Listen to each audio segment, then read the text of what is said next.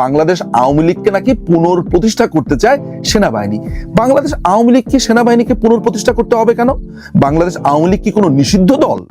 বাংলাদেশ আওয়ামী লীগ কি এমন কোনো দল যে তাকে নতুন করে রিফর্ম করবার দরকার হয়েছে, নতুন করে তাকে কাজ করবার দরকার হয়েছে?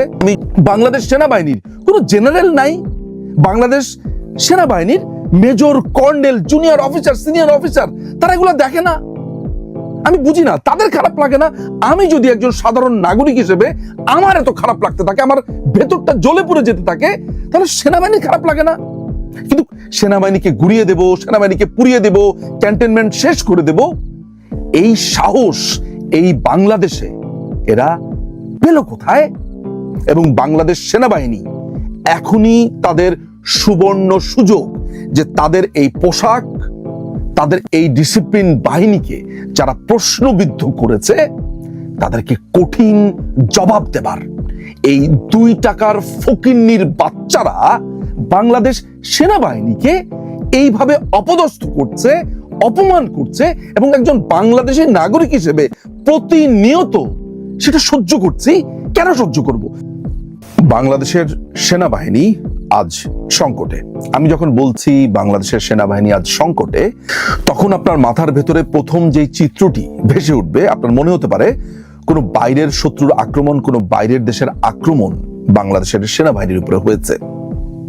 কিন্তু এই কথাটি খুবই অবিশ্বাস্য হলেও সত্যি যে কিছু হোমগ্রোন টোকাইয়ের বাচ্চা, কিছু হোমগ্রোন রাজাকারের বাচ্চা আজকে বাংলাদেশ সেনাবাহিনীকে প্রশ্নবিদ্ধ করতে চাইছে।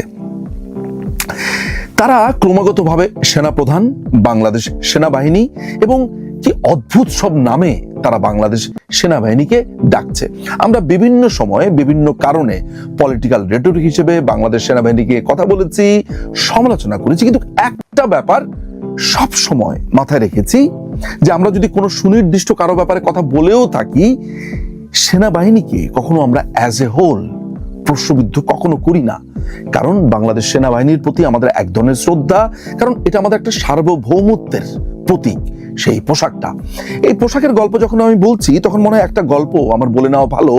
সেটা হচ্ছে যে সেনাবাহিনীতে যাবার আমার অসম্ভব রকমের ইচ্ছে ছিল, কারণ এখন যিনি সেনাপ্রধান তারই বন্ধু মেজর জিয়াউল মিল্লাত, তাকে দেখে আমরা ছোটবেলাটা বড় হয়েছি। ইনফ্যাক্ট ওয়াকারুজ্জামানকেও কতবার দেখেছি আমি। কিন্তু কথাটা যেটা হচ্ছে সেটা হচ্ছে যে এই যে ছোটবেলাতে থেকে একজন সেনাবাহিনীর অফিসারকে দেখে সেনাবাহিনীতে যেতে চাওয়া, এটাই সেনাবাহিনী। অর্থাৎ এই পোশাকটার প্রতি ভালোবাসা, ভালো লাগা। আমার মনে আছে যে সেনাবাহিনীতে যখন পরীক্ষা দিতে গিয়েছিলাম, ভাইভাতে আমাকে প্রশ্ন করেছিল যে তুমি সেনাবাহিনীতে কেন আসতে চাও, এবং অনেস্ট অ্যান্সারটি দিবে। সার্বভৌমত্ব রক্ষা করতে চাও, দেশে নিরাপত্তা দিতে চাও, এসব কথা অনেক শুনেছি। রিয়েল রিজনটা বলো, ভেতর থেকে যেটা আসে। আমি তখন বলেছিলাম যে আমি চাই যত গুন্ডা সন্ত্রাসী আছে তারা আমাকে দেখে ভয় পাবে, আমি সেই কারণে সেনাবাহিনীতে যেতে চাই। উপস্থিতরত যে সেনা কর্মকর্তা যারা ছিলেন তারা হাসা শুরু করলেন এবং তারা আমার উত্তরটা পছন্দ করেছেন। তারা বলেছেন যে এটা আসলেই একটা অনেস্ট অ্যান্সার ছিল, খুব সরল একটা অ্যান্সার ছিল। ইয়েস, বাংলাদেশ সেনাবাহিনীর যে রেসপেক্ট, যে সম্মান, যে সন্ত্রাসীরা দেখলে ভয় পায়, এইটা সেনাবাহিনীর সৌন্দর্য। আজকে এই সেনাবাহিনীকে প্রশ্নবিদ্ধ করতে চাইছে, ক্রমাগতভাবে সেনাবাহিনীকে নানান ট্যাগে আপনার রূপান্তর করছে, নানানভাবে তাদেরকে বলছে। কারা বলছে? এই রাজাকারের বাচ্চা, রাজাকারের নতুন দল জাতীয় নাগরিক পার্টি নামের এই টোকাইয়ের দল। এই টোকাইদের একজন প্রধান বা অন্যতম প্রধান হাসনাত আব্দুল্লাহ, যাকে সবাই হাবাদুল্লাহ নামে চেনে, এই হাবাদুল্লাহ একটি স্ট্যাটাস দেয়। ওই স্ট্যাটাসে সে কি বিকৃত করে কথা বলছে, উত্তরপাড়া, তারপর ক্যান্টনমেন্ট, মানে এমন একটা ব্যাপার যে সে বিরাট বড় এক হ্যাডম।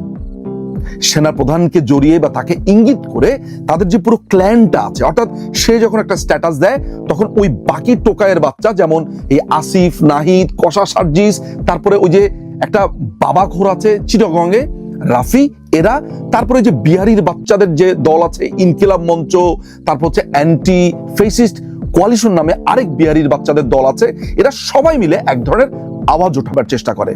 আওয়াজ উঠলে যেটা হয় সেটা হচ্ছে তারা ঢাকা বিশ্ববিদ্যালয়ের ওই রাজু ভাস্কর্যের পাদদেশে 1000-2000 লোক বা এরকম 500 থেকে 2000 লোকের মতো জড়ো করে ভাঙচুর হই হট্টগোল করে দেখানোর চেষ্টা করে যে তাদের সাথে অনেক লোক আছে। এদের সাথে যোগ দেয় জামাতে ইসলামী, শিবির, এদের সাথে যোগ দেয় হিজবুত তাহরির এবং অ্যান্টি বাংলাদেশ যতগুলো দল আছে প্রত্যেকে তাদের সাথে যোগ দিয়ে এইটা দেখানোর চেষ্টা করে যে তাদের সাথে জনতা আছে। কিন্তু এই প্যাটার্নকে আজকে ভাঙার সময় এসেছে। আমরা অনেকগুলো প্রশ্নও করতে চাই। এই হাবাদুল্লাহ বলেছে যে বাংলাদেশ আওয়ামী লীগকে নাকি পুনঃপ্রতিষ্ঠা করতে চায় সেনাবাহিনী। বাংলাদেশ আওয়ামী লীগ কি সেনাবাহিনীকে পুনঃপ্রতিষ্ঠা করতে হবে কেন? বাংলাদেশ আওয়ামী লীগ কি কোনো নিষিদ্ধ দল? বাংলাদেশ আওয়ামী লীগ কি এমন কোন দল যে তাকে নতুন করে রিফর্ম করবার দরকার হয়েছে, নতুন করে তাকে কাজ করবার দরকার হয়েছে? আমি যদি সমস্ত কিছু বাদ দিয়ে বাংলাদেশের ইলেকশনের ডাটাগুলো অ্যানালাইসিস করি, বাংলাদেশ আওয়ামী লীগ যেবার হেরেছে অর্থাৎ 2001-এর ইলেকশনে, সেইবারও বাংলাদেশ আওয়ামী লীগের ভোট ছিল 40 পয়েন্ট প্লাস।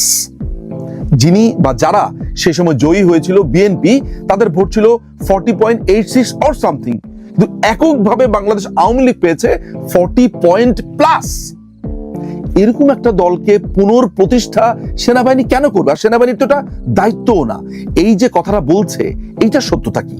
বাংলাদেশ আওয়ামী লীগের একজন মন্ত্রী মোহাম্মদ আরাফাত তার একটি স্ট্যাটাসে বলেছেন যে এই টোকাইয়ের বাচ্চারা মিথ্যা কথা বলে। জুলাইয়ে যখন তারা জঙ্গি হামলা করছিল তখন বাংলাদেশ আওয়ামী লীগ নানানভাবে তাদের সাথে মিটিং হয়েছে, এমনকি উনি সুনির্দিষ্টভাবে 20 জুলাইয়ের একটি মিটিং এর কথা বলেছে যে তাদের সাথে 2 ঘন্টার মিটিং হওয়ার পরেও বাইরে এসে বলেছে আমাদের কোনো মিটিং হয়নি, তারা জানেই না। আমার কাছে যে ইন্টেল আছে গোয়েন্দা সংস্থার মাধ্যমে, এই হাবাদুল্লাহ এবং সার্জিস তারা বারবার তাদের নিরাপত্তা চেয়েছিল। তারা বলছিল যে আমরা এই আন্দোলনে নেই, আমরা এই আন্দোলন করতে চাই না, এটা নাহিদ করছে, এটা আসিফ করছে, এটা অন্যরা করছে, ওদের সাথে জামাত আছে, হিজবুত তাহরির আছে, আমরা এগুলোতে নেই। এই কথা বারবার বলে সেনাবাহিনীকে বলেছিল, কর্তা ব্যক্তিদেরকে বলেছিল, আওয়ামী লীগের বিভিন্ন শ্রেণীর নেতাদেরকে তারা বলেছিল।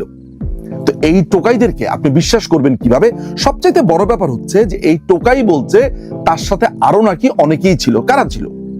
কোন আর্মি অফিসারের সাথে কথা বলেছে, কোন জেনারেলের সাথে কথা বলেছে, এবং বাংলাদেশ আওয়ামী লীগের ব্যাপারে সেনাবাহিনী কথা বলতে যাবেই বা কেন? ইয়েস, সেনাবাহিনী প্রধান একটি ইনক্লুসিভ ইলেকশনের কথা বলেছে। সেনাপ্রধান একা তো ইনক্লুসিভ ইলেকশন চাননি।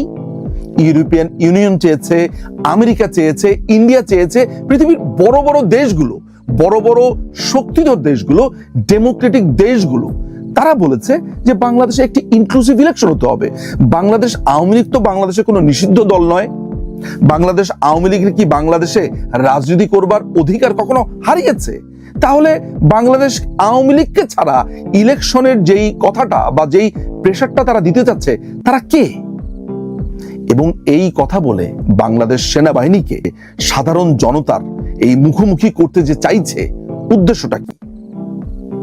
যারা বাংলাদেশ সেনাবাহিনীকে প্রশ্নবিদ্ধ করতে চাইছে, এই তারাই সেমিনারে বলছে যে মুক্তিযুদ্ধের সময় যারা পাকিস্তানের পক্ষে ছিল, যারা মুক্তিযোদ্ধাদেরকে হত্যা করেছিল, তাহলে তাদের অবস্থান ঠিকই ছিল। এইটা প্রকাশ্যে বলেছে। তারা প্রকাশ্যে এও বলেছে যে 71-এর ঘাতক, নরঘাতক দেলোয়ার হোসেন সাঈদীর যে বিচার হয়েছে, এই বিচারের প্রেক্ষিতে তারা আওয়ামী লীগের নেতাকর্মীদের উপরে প্রতিশোধ নিতে চায়। তারা বলেছে যে এই সাঈদীর বিচারের প্রেক্ষিতে তারা আওয়ামী লীগের নেতাকর্মীদেরকে ফাঁসি দিতে চায়। এই পাকিস্তানি, এই রাজাকারের বাচ্চারা আজকে সেনাপ্রধানকে সাধারণ মানুষের সামনে মুখোমুখি করেছে এবং এমন একটা অবস্থাতে নিয়ে যাচ্ছে যে যেন বাংলাদেশটা একটা লক হয়ে গেছে। এই টোকাইয়ের বাচ্চারা কাকে ধমক দেয়? সেনাবাহিনীকে।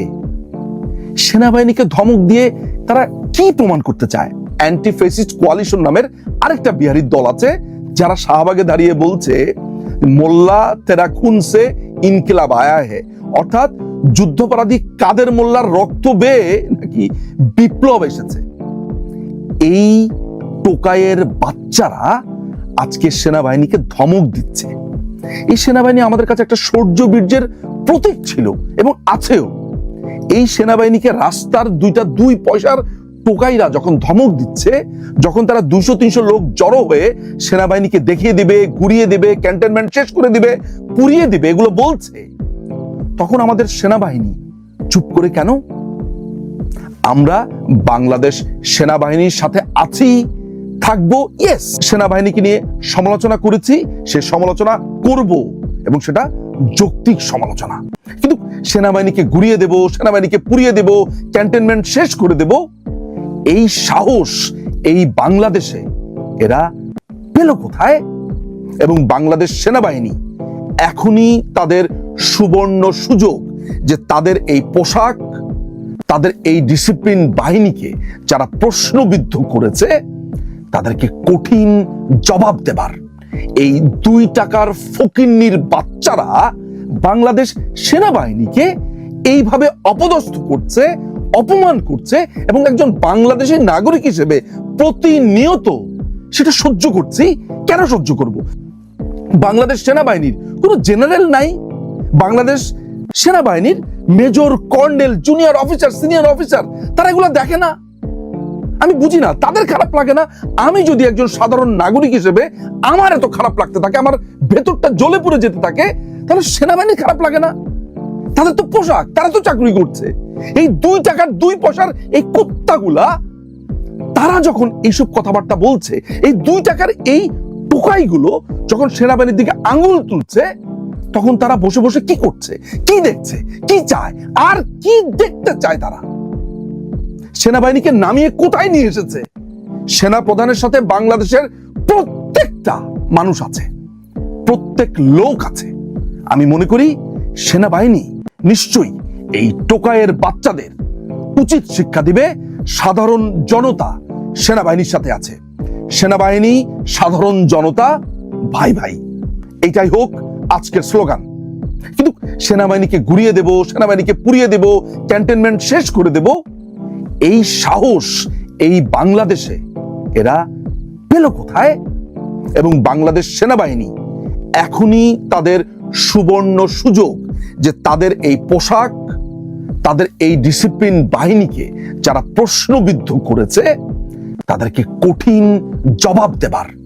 এই 2 টাকার ফকিন্নির বাচ্চারা বাংলাদেশ সেনাবাহিনীকে এইভাবে অপদস্থ করছে, অপমান করছে, এবং একজন বাংলাদেশের নাগরিক হিসেবে প্রতিনিয়ত সেটা সহ্য করছি।